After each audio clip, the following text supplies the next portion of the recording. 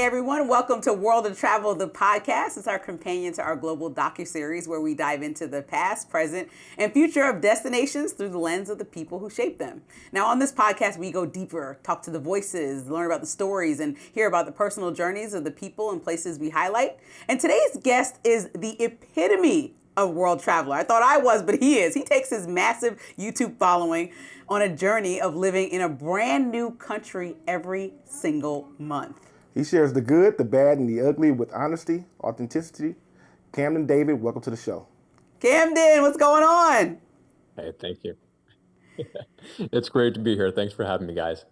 So first I got to start with my honest question is, how are you managing to keep your sanity but also move every single month? That's a lot, and you've been doing it for almost 4 years, if I'm correct.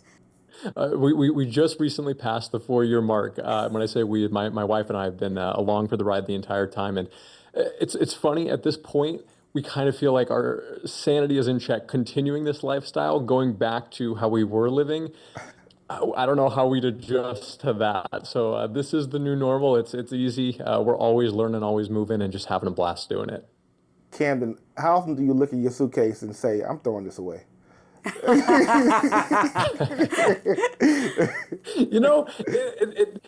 It's a love-hate relationship. The suitcase has survived and stood up to the test really well. We've gotten really good at packing, really good at identifying what things are most important to us, and have figured out a way to cut the rest. So at this point, it's kind of an afterthought, but there was certainly an adjustment period, especially early on. But at this point, hey, it's just part of the game. So tell us a little bit about your story. People are probably like, how do you end up as somebody who's moving around every month? How do you afford that? How do you do that? What lifestyle did you break away from? I know you were living in Chicago. What was like the point that was like, oh no, I'm changing? Because you said you can't go back to it. So what was it and how did you break away? Yeah, so my wife and I, we were living in Chicago, like you mentioned. We're in our first year out of graduate school. First time working those 9-to-5 jobs, trying to climb the corporate ladder. And, we had gotten into that grind, and we just kind of felt like something was off. We felt like, hey, this doesn't feel like us. We're not loving this. And at the time, we were kind of chasing the FIRE movement. I don't know if you all are familiar with, financially independent, retire early. And we had this grand vision of, hey, we're going to climb the corporate ladder. We're eventually going to retire early. And, that would be that. We got asking ourselves, well, when we retire, if we meet that goal, what's the plan? And we said it would be travel. It'd be moving to different countries and experiencing different cultures. And so we kind of adopted this, motto that is shoot for the ideal. And we said, what if we just make that happen now?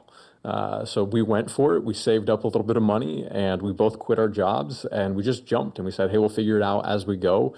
There've been a lot of bumps along the road, but we've managed to make it work, and are just so grateful to have had the opportunity. And it's crazy that we're getting to live this lifestyle, but we couldn't imagine it any other way. What were some of those bumps in the road? I mean, I think a lot of times, even with us, people ask about our travel experiences and be like, oh, it looks so easy to travel with a baby. Like, give me your tips. And I'm like, oh, no, it was like many times a disaster. Let me be clear about that. If you watch the whole episode, you'll know. So what were some of yours? There's so many, right? It's constantly jumping through hoops and just being adaptable. I'm sure you guys know that, especially traveling with a little one.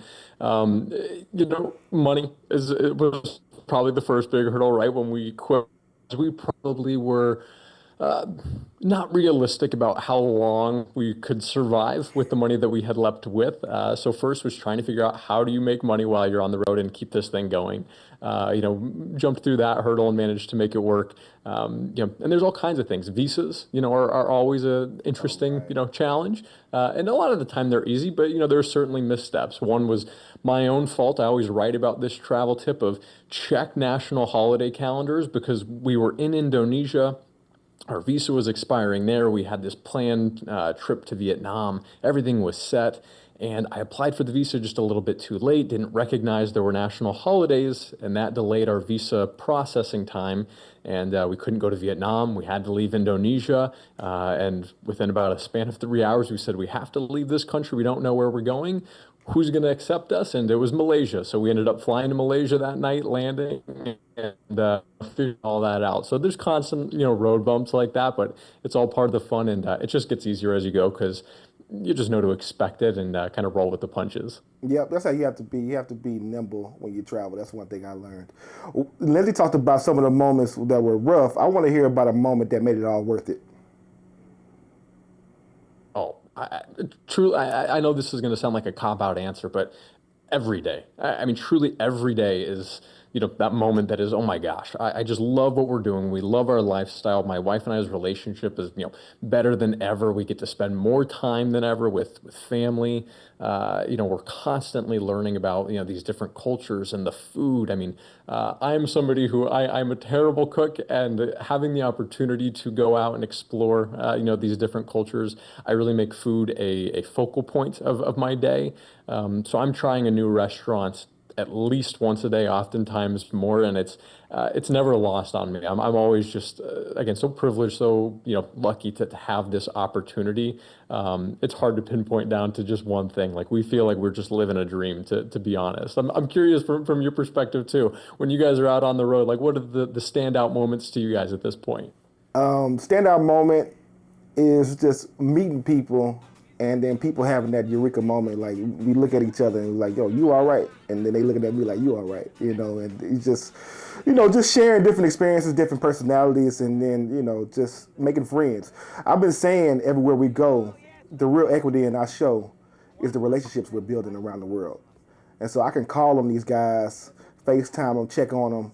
And, I just know that, around the world I have a friend who knows about me and I know about them, and they're telling stories about me, I bet, and I'm telling stories about them. Yeah, absolutely. People are people, and it's always most meaningful to establish and maintain those relationships. Just another wonderful part of this whole journey.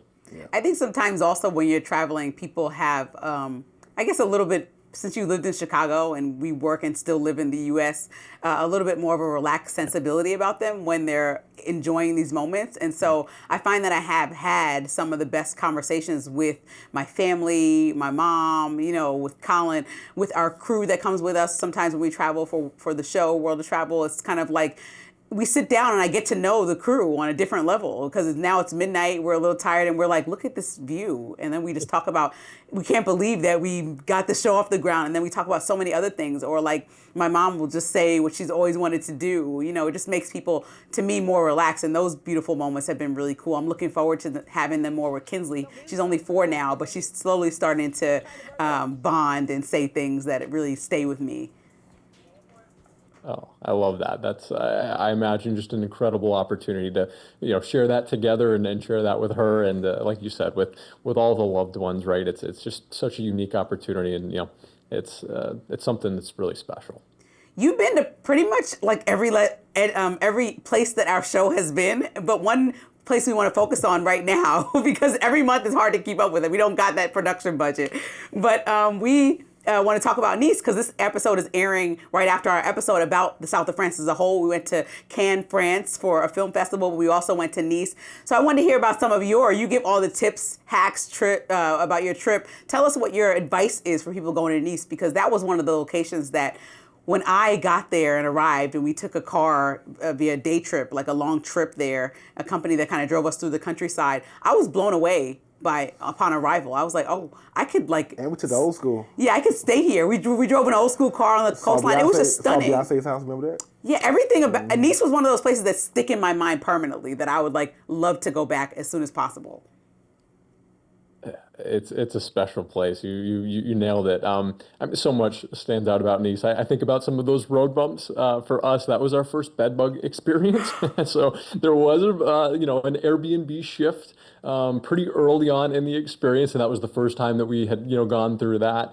But again, all just part of the fun. There's so much in Nice. The food is incredible. The access to the rest of the Riviera is just something that is so special. I think most Americans, who enjoy travel and educate themselves know that Europe is well connected, but I think the Riviera is really special in that I mean, they're just such short distances, right? To hop from Nice to, Antibes or Cannes, or even getting to like Ventimiglia and Italy or Monaco, like everything is just like an hour and a half train ride. So to hop on that and just be riding along the coastline and seeing so many different cultures present, because you can really see the influence.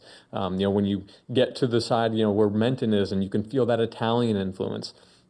You push further up, to something like Cannes, and a whole different culture, there. The food, it's such a special place where you feel like you have access to so much, and then obviously the landscape is just, I mean, it's stunning, right? It's kind of what we all dream of.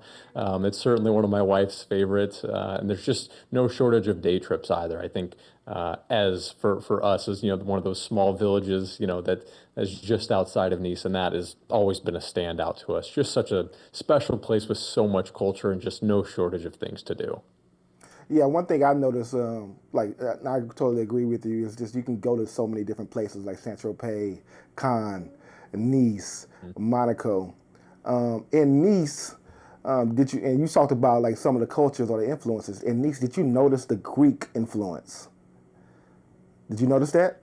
It was earlier in our travel journey. I can't say that I was smart enough at the time to recognize it and really appreciate it. The place I saw it most was within the food, just because we had spent time in Paris, and obviously the cuisine. A lot of people think French cuisine is French cuisine, but that's not the case, right? It's very different if you're in the south of France versus the north or anywhere else. And I do feel like you can recognize pieces of the Greek influence in the food. But I'd be lying to you if I said that I was smart enough at that point in my journey to recognize that. But it's certainly something I'm looking forward to embracing more the next time that we get the opportunity to go back to Nice. Yeah, it was honestly a couple of different things we noticed. It was the Greek influence, obviously from them conquering the south of France at one point in time. But there was also shutters. There's fake shutters everywhere. Did you notice the fake shutters? There was like it was a rule that you had to have shutters on each building, and people don't have the money to put shutters on everything. So what they did was they started painting the shutters on the outside of the buildings. And so you can't even notice it's such good because French people do everything well.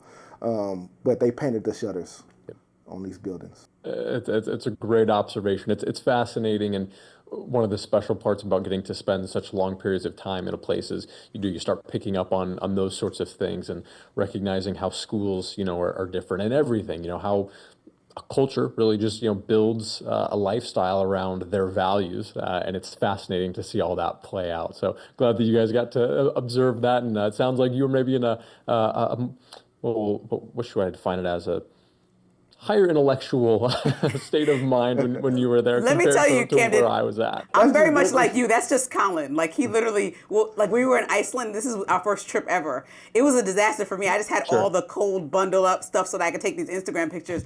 This man was out quoting the tour guide about the history of Iceland. And I was like, oh, wow, you did a lot of homework. He was like, what? And he knew the exact places like where Game of Thrones were filmed. So then I realized, I got to step my game up. I can't be over here like playing games, just learning as I go. But I also like to be blown away kind of by the unexpected. Like even recently I tried to do a lot about, I had a trip to Qatar. I tried to do enough research so that I understood like the cultural implications and things like that. But I really wanted to be fascinated when I got to a new location and have a genuine reaction. So I tried not to do so much that I ruined it for myself. So there's like a balance that I try to find in some of these traveling things, but also be aware enough to like notice maybe a little thing. So, Camden, tell me about your trip. What are you looking for when you go? Like, say you headed out to Nice. You guys are excited about getting there. Tell me about something that you're looking for. What intrigues your mind? There's so many things. I think a part of it, and at the core, it's the values. We're trying to identify what do the people who live in this place value, and how does that shape their culture? How does that shape their surroundings and how they live day-to-day life? Because one of the reasons that we did decide to jump early, in our lives is we said, hey, we of course could continue on the corporate grind and establish true roots, in the U.S. and live our life there.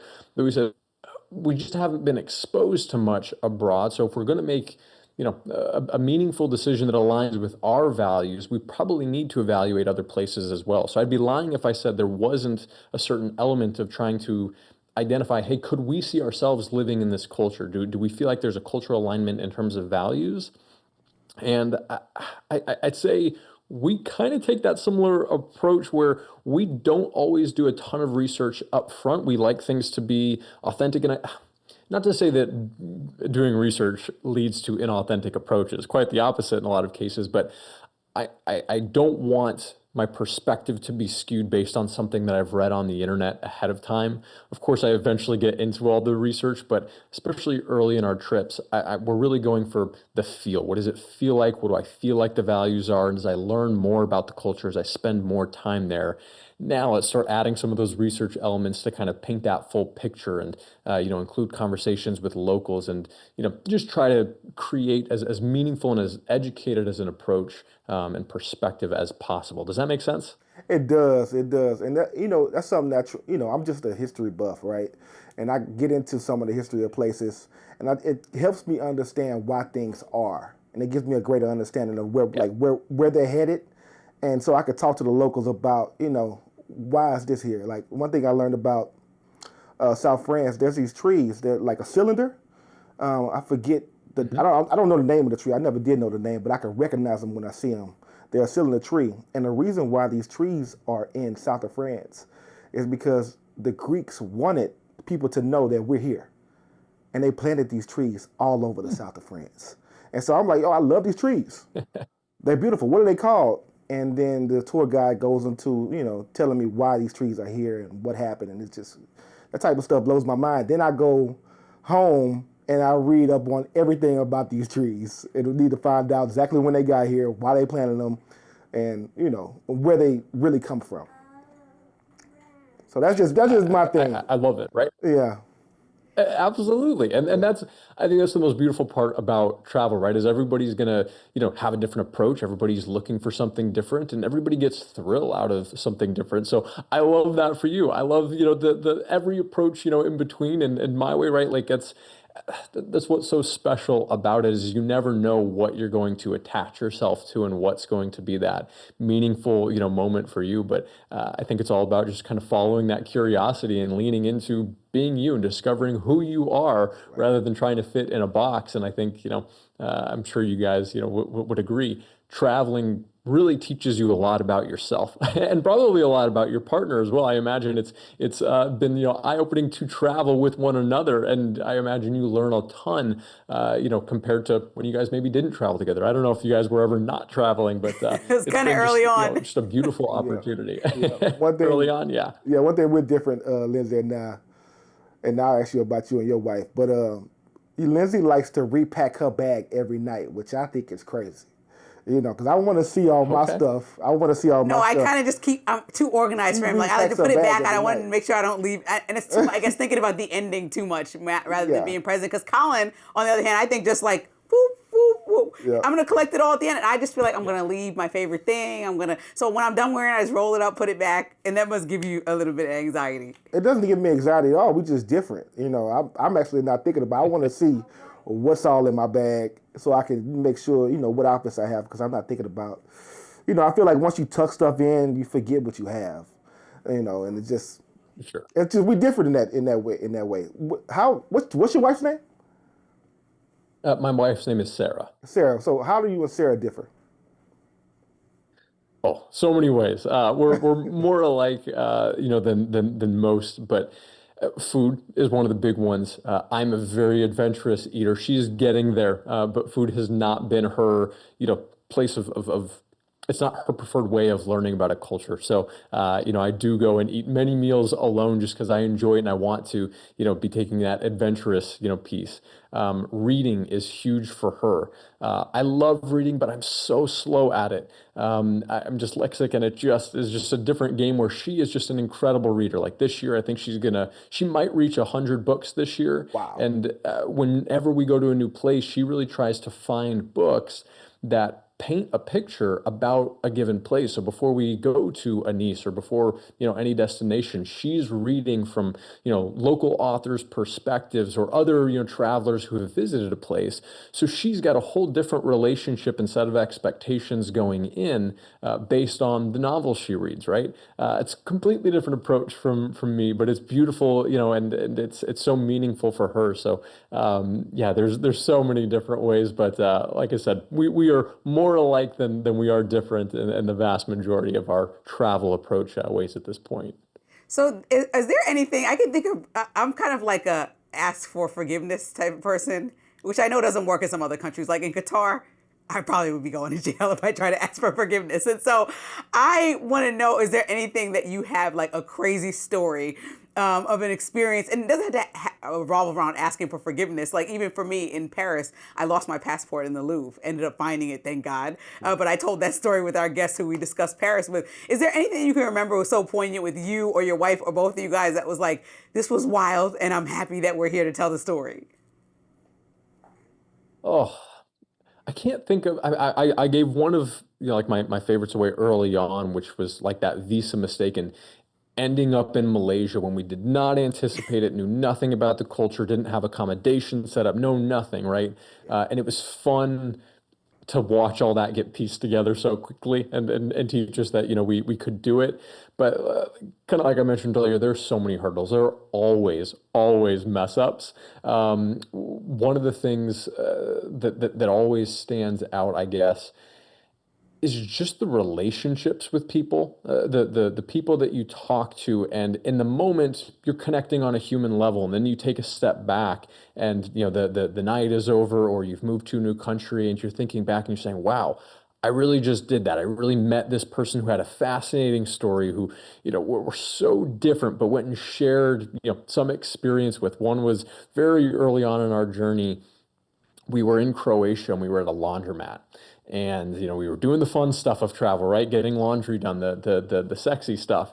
And we had met this other guy who was doing the same thing. And turns out we were, going to be traveling to another city, and we met up there. And we got together, and somehow we ended up meeting another family who was closely connected with my wife, and they connected us to this other lady who we ended up spending all of Halloween with, and ended up in ruin bars, and just these crazy stories of like, how did this even happen? I don't even know how I got here, but just such meaningful connections with all these people. And then, kind of like you said earlier, Colin, like finding those relationships to maintain and build on. You reach out to everybody, all the time, and you're saying, "Hey, where are you? What are you doing?" I think it's those that are craziest to me, just because before we started this journey, not to say that I didn't value relationships, I certainly did, but the way that relationships build and are formed and maintained are just so different now, and that to me is crazy. It's just how you can live so different and still have those meaningful connections. That's beautiful. One thing you just reminded me about when you spoke about the laundry is people don't realize when you go over to Europe, it's no dryers.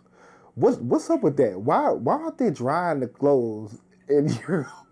Why is it just a washing machine, and the washing machine goes for 4 hours and you try to dry it in the washing machine, or you have to hang it up everywhere? Like, in the laundromat, is there a dryer? But I know in like the Airbnbs and places that we've been to, it's been no dryer. Yeah. The vast majority of the time we don't have a dryer, and it's actually kind of become our preferred method. I don't know, there's something kind of therapeutic about just like laying everything out and letting it dry in that slow process. But I think that shows like that cultural difference. And I know we're talking about kind of Europe as a whole, but slow pace of life, right? It's not all about I think we were probably raised in America of, hey, time is money, money is time, and I don't have time for things to dry, right? Throw it in the dryer and let's get on with our lives. Where in Europe, it's just a different approach. It's taking those moments and saying, hey, let's slow things down. If it's going to take a day to dry, it's going to take a day to dry, and that's how it will be. And I know they'd probably make arguments that it's better for the environment, and it makes just life a little bit easier. It's what they know, and I think it's beautiful. Like, we've really come to love that part of the culture, and it's funny when we come back to the U.S. we always see a dryer and we're like, oh, it's one of these things again. Are we going to interact with it, or how am I going to interact with this thing? And it's always just kind of one of those moments that throws you back into old reality. Right. But Colin, I can't. If I'm being honest, I haven't done the true studying of exactly why they've always adopted that approach. So everything that I just said is just my assumption. So take that with a grain of salt. Funny story. We were in South Africa, and it's always that grind of we try to put everything together, packing the bags. Lindsey has a backpack. I don't. We just talked about that. This is why, whatever your story's about to be. You don't remember it was a lady that stayed at the place, and she said she was going to wash and dry our clothes. Oh, yes. And we had no idea there was no dryer. So it's 8 hours before the flight, and we wake up, and the clothes are soaking wet. And when your clothes are soaking wet, it makes the clothes heavier. So I'm throwing soaking clothes in my bag, right? And it made my bag over. It was 75, 80 pounds. And you know what happens when your bag's too heavy. The airlines are charging you $200 extra, and you're really up to their mercy because it's either throw the stuff in the trash, put it in a plastic bag, and try and figure out the weight. But that was my crazy story about having wet clothes. And I wish I had a dryer that day. I really wish I had a dryer that day, but I had to take my, let it lick my wounds and keep it moving. We had to rewash them when we got there. And we rewashed it, and then we molded. They were molded when we got to the next place. His rule is to you, Colin. Don't wash your clothes too far. Oh, no, yeah. Yes, that was my fault. That's a good rule, Camden. That was my fault. Yeah, dude, 24, 48 hours before, we try to finish all of our laundry then and say, hey, we're going to have a little bit of dirty stuff, but I'd be lying if I said that we haven't ended up in a similar situation at times. So I feel your pain. I'm sorry you had to go through that, but I'm glad that you'll probably learned the lesson and have a new appreciation for those dryers. Yep, and we just got. I was watching some of your shows, which I love. We approach our content in a different way.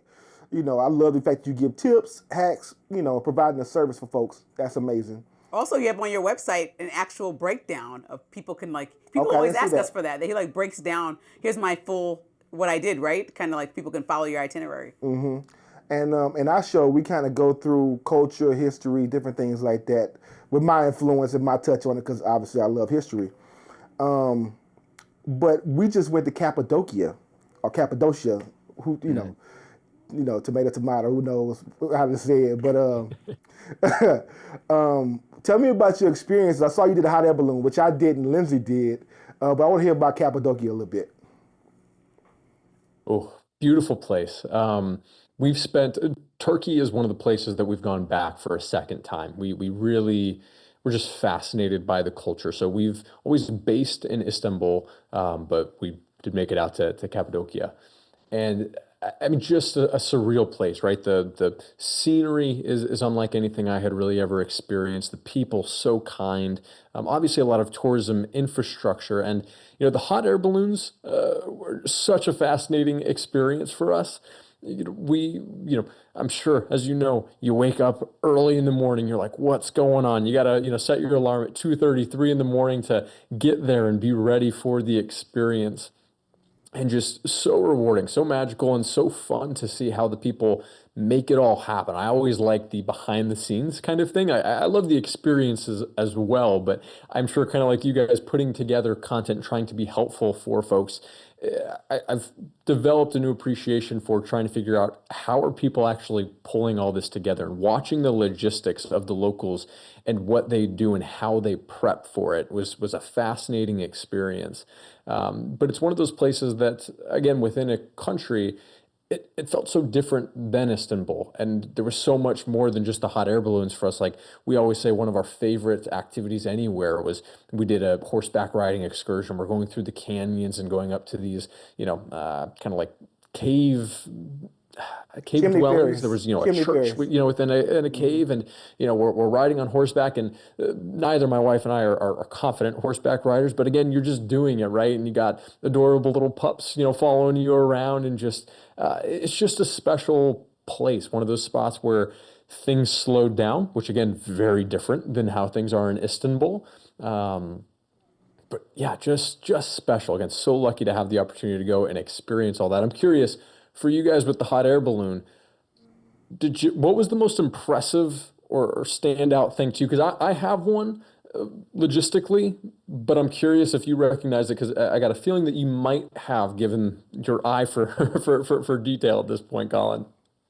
For me, it was just the sheer number of hot air balloons. I mean, I had never seen anything like that. 300. Or the way they organize it, like The an way they air traffic organize it, control. yeah, it was. And I saw you talk about how, if the wind, and that was something that we went through too. If the wind isn't just right, they cancel the whole morning. So that's one thing I picked out was just the sheer number and just how lucky you have to be even get on one. Oh, I think you're spot on, and for me, one of the other things that I enjoyed watching so much, and folks gone and had the opportunity to take a hot air balloon in Cappadocia, or just a hot air balloon in general. The pilots can't steer the things, right? They can control up and down, and then you're at the mercy of the wind. And the most fascinating part to me is watching them land it, and not the pilot, because the pilot has the easier job, is what our pilot, said. It's the guys in the trucks. Oh, yes. Picture a pickup truck that is hauling this trailer-like platform that is not large. Like, it is the size of a balloon. The margin for error is this much.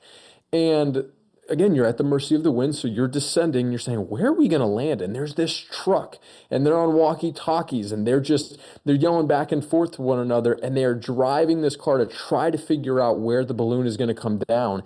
And I never saw them miss. I mean, they were just nailing it time and time again. I was so impressed, and I had so much fun watching that, which again, not something that really shows up on social media, right? We all see, the beautiful balloons and the landscape and the fun parts, but it's some of those logistics, the nitty gritty that it's like, wow, this is just something that I've never been exposed to, and I'm so glad that I got to see it, and just a newfound appreciation for the craft. Right. Well, Camden, we can talk to you for hours, but I do got to ask you this before we go.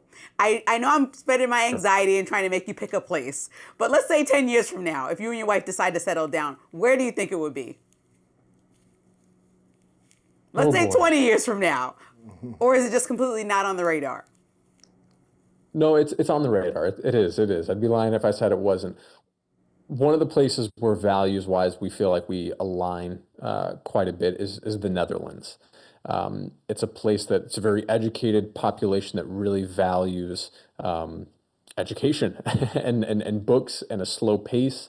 Their lighting and how they celebrate education. If anybody's watched my Amsterdam video, one of the things that I love is if you're walking in the summers, sometimes you'll notice that outside of houses there's a flagpole, and on the flagpole there'll be backpacks. And you're walking around, you're saying, what are these backpacks? Why is everybody hanging backpacks outside? And what it is when a high schooler graduates, finishes that step of their education and is moving to the collegiate, experience, the families to celebrate the education, to let the community know that, hey, our household has somebody who, again, is following through and is aligned with those educational values.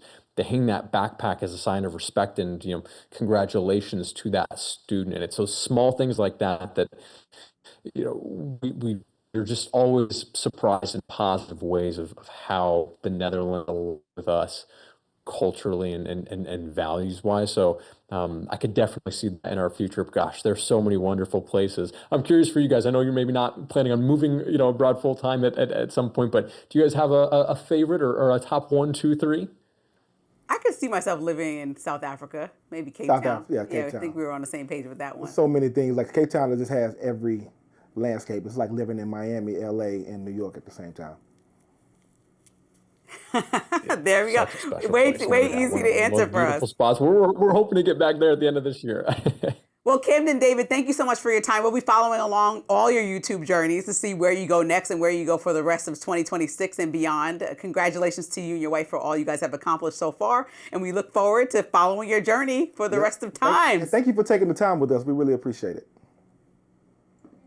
Hey, thanks for the opportunity. Love what you guys are doing and how you guys are introducing, the world to travel and putting your own spin on it. It's really special, and love following your guys' work as well. So excited to see how we continue to grow and share with the world. Hopefully we'll meet in a destination one of these days. Definitely. Absolutely. We got to book it. See you later. Bye. That was pretty cool. To move every month seems hectic, but I'm excited to continue to watch his journey because you can do it. Especially, if you have supportive family, friends, and all that kind of stuff. And he goes there for the right reasons, making good relationships. So that's all pretty cool. Yeah, I really enjoyed, just watching this video and getting some of the tips. And that just helps, with how you move about the country. Different things you can do just to get to those places really quickly and not be swindled.